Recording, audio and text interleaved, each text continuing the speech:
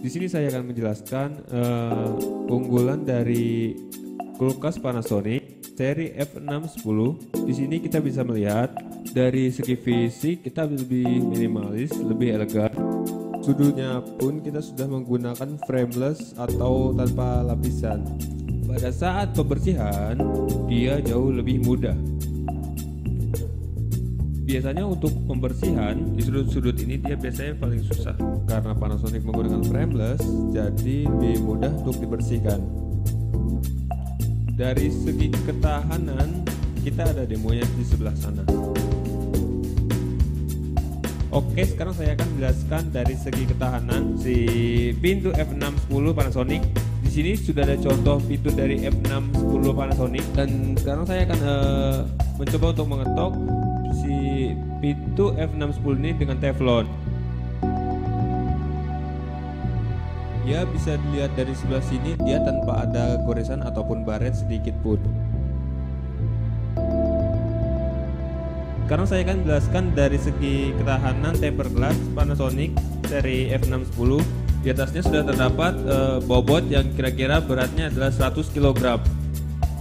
Bisa dilihat tidak ada keretakan sedikit pun. Di bawah saya juga sudah terdapat tempered glass F610 dan saya akan mencoba untuk berdiri di atasnya.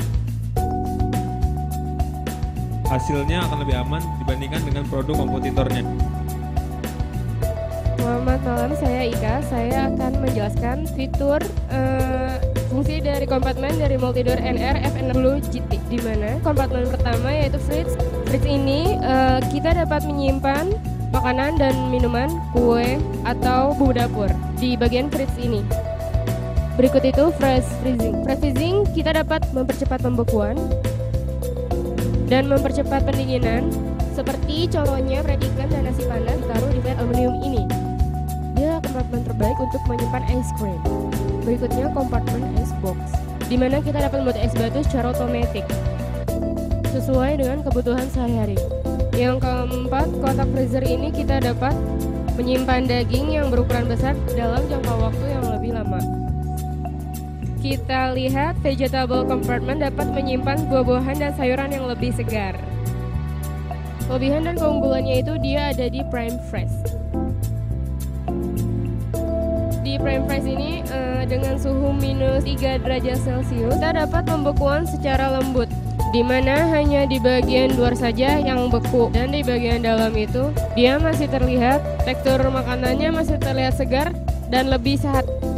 Di sini saya akan menjelaskan contoh realnya, di mana di bagian Prime Fresh dapat menyimpan makanan selama 7 hari. Dan di bagian freezer kita butuh waktu untuk mencairkan atau mendefrosting selama 30 menit atau dicairkan melalui air.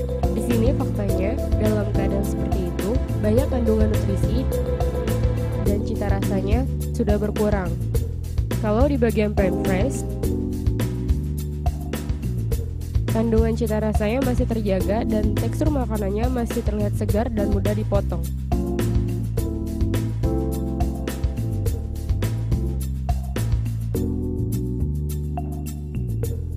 Ini bagian Prime Fresh yang terlihat masih segar sudah dipotong. Contohnya